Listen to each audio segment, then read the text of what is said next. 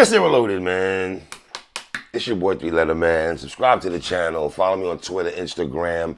You can see where to follow your boy at right there in the description. Y'all see the title of this one, man. Say it with me, y'all. Let's talk about it. Wow. I didn't think I was going to be harping on this Jim Jones, Camron fiasco, or whatever you want to call it. You know, Jim Jones has a song called Frenemies. If you know, you know. Go look up that song, Jim Jones, Frenemies, and you'll understand why I just said what I said, right? But it's almost come like these guys are frenemies right now. It's getting kind of weird. It's getting kind of weird. It's been weird, to be honest, man. So obviously Jim Jones, who was on the Breakfast Club, promoting his album Jomo and everything like that. I heard the project. It's okay. It's alright. I have a few songs I rock with here and there on there. You know what I mean? But when Jim was on the Breakfast Club and he spoke about the verses and he spoke about, you know, being backdoored by Camron, by saying Camron was doing shady business on the low and not putting the set down with financial stability almost, right? Now it's funny because I'm not a fan of dudes picking up their phone device and screenshotting personal conversations that you have via text for the world to see.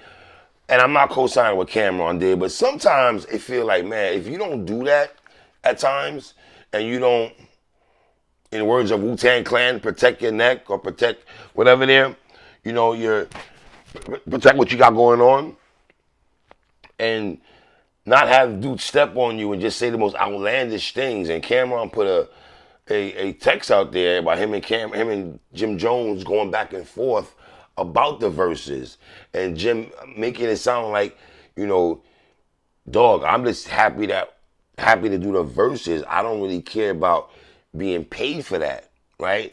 And Cameron's looking at it like, nah, my nigga, we got to get paid for this.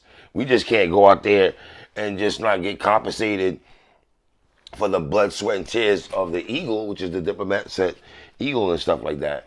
Now, that's where it gets funny because Jim said that. And I know Camron alluded to, I think it was a Steve Stout when he did the interview with Steve Stout, that he wanted to do the tour. It's not like Camron never really wanted to do the verses, but all right, I'm gonna get this person paid, but I'm gonna negotiate for myself, almost. And it's dicey because on one spectrum you can be like, well, man, Camron is the biggest person in the group. Should he be compensated more? Or, hey, Cam, break your mans off. Break your team off. This is both ways. You can like, break your mans off. Break Jim off, break Jewels off. Right? You can look at that also. Look at it like that also, man. Then you fast forward to Jim Jones and Jewels coming out for the Tank and Roach fight. And I made a joke on social media saying, all right, man, Tank, you haven't lost yet, bro, but you coming out with these niggas. And I mean, it was a joke, right? Then we saw how the fight went after that. Then people were making jokes about, yo, you know, it was a draw. Technically, it wasn't a draw. I'm sorry, Tank, you lost that fight.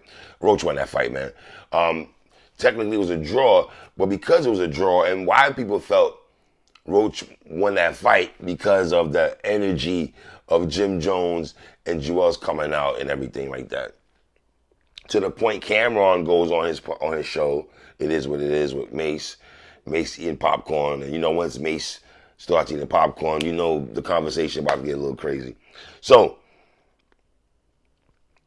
Camron's talking about, you know, you can't come out having bad energy, walking you out, and, you know, people smiling like they're happy, but in actuality, they're not really happy. They sat inside, and this is why the fight didn't go the way you thought it was going to go, Tank.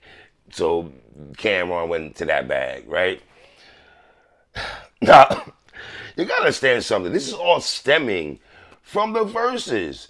Before that, we all know as hip-hop fans that Dipset was never really on the same page for a while. We know that. I always say this about them. Once this person started going to different crews and different sets, the Dipset is where it's at, but Jim got his crew, Jewels got his crew, Zeke got his crew, and it's like, you know? So the camaraderie in the spaces, in the verses, there was no camaraderie there. That's why I laugh at Jim Jones when you say you want to do a verses against SP, but bruh, y'all lost. You did balling already when you on there. So I mean, I don't know. I still don't got no Jim Jones beating no damn Styles P in the verses. That's when we stand clear on that. Okay. But it's all stemming from a versus, man. It's all stemming from why the relationship with Camron and Jim Jones is weird. When you got 50 and Camron on Camron's show, and 50's on there asking, Cameron's asking him a question about, how he was able to bring Jim and Jewels out. But Jim, and I never understood why Jim got mad at that question. I think for Camron to ask him that question and say, yo, my nigga, that was a big play on your part. Because you unless you feel guilty, the fact that you played yourself not going out there, right? And then on the flip side, Cam, let's get to you right quick. Now, I'm not a person advocating no violence. I don't want to see them niggas fight at their age. Them niggas look crazy, right? But as vocal as you are, Cam, I saw some people saying online, okay, Cam, why are you not responding to Ocho Cinco saying he want to meet up with you? Why are you don't respond to Jim Jones saying he'll box you for $10 million? Did I think Camron was going to respond to that? I was waiting for Camron to respond to that on his show. I'm not going to lie to you. Just to see what he would say. Do I think Camron's going to box Jim Jones?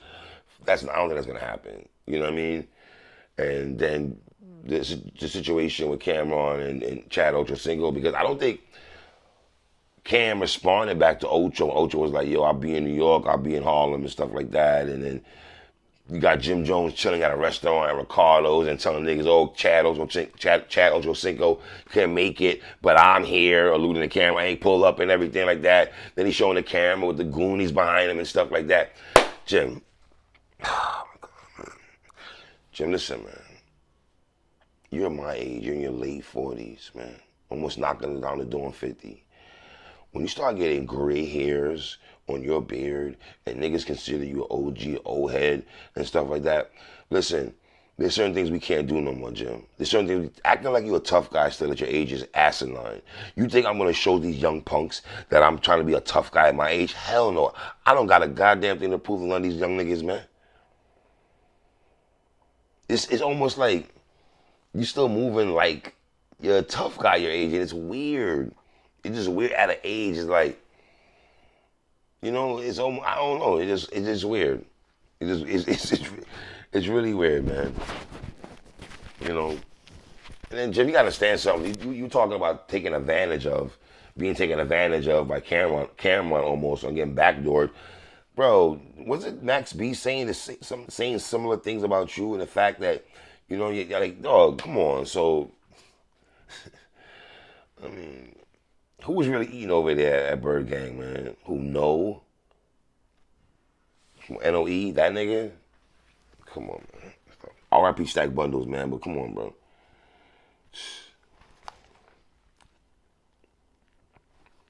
And I saw some people say, even when you go back to the verses, right? Did you go back to the verses with Dipset and the Locks? For my battle rap fans, remember when Loaded Lux and Hollow battle on UW, and it took Lux a little while to get to the stage, and nigga like diva ass nigga. It was almost what Camron did. He took wild long to come out. Like, dog, you trying to do some Hulk Hogan shit? Come out solo dolo when the set should come. The Locks came out together. So that just showed you how the verses went. If you go back and watch the verses, man. I don't know, man. But the wild thing about that clip with Jim at that lounge or wherever the hell he was at in Harlem and Ricardo's, how ironic that he's talking like that and telling niggas to pull up. But 112 and Mace is playing in the background. You can't make this up. Go back to that clip with Jim chilling at 112 and Mace is being played. You can't make this up, bro. You can't make this up, man. You can't make this up at all, man. Enticing Mace and Cam or them to pull up, you know what I'm saying? And, some of you niggas are weird too. You young niggas talking about, he's Jim Jones just quoting Camron, everybody eats beat. First of all, that was Ace. It wasn't Camron. Well, no, if you're going to quote the person right. That was Ace Boogie. He said, everybody eats beat. It wasn't Camron. So, I think it's It's cool. It's cool. Like Ace Boogie really said that though. You know. So I don't know, man. This just thing is just back and forth with Cam and Jim Jones is weird almost. Like y'all niggas knock it off. And then I see people saying Jim should show Camron more respect than he does. I get that, but also on Jim's point, if you feel a certain way, and Jim, you gotta understand something, bro. You didn't even tell us the whole story behind the Camron text. Because if Camron doesn't put that text out there, you got people who feel that, yeah, you did get backdoored and shit like that. You didn't tell us that you were willing to do this shit for free. So you didn't leave that text out there with the text that you gave the Camron and stuff like that. And on the flip side, Cam, you could have broke niggas off regardless if you got money on the low. Like, I got more bread, we break niggas off a little something. You could have. Yes, you could have. Yes, you could have, Cam. Absolutely, you can. So, I don't know, man. Leave comments on the bottom, man. Tell me what you think, man. It's your boy 3.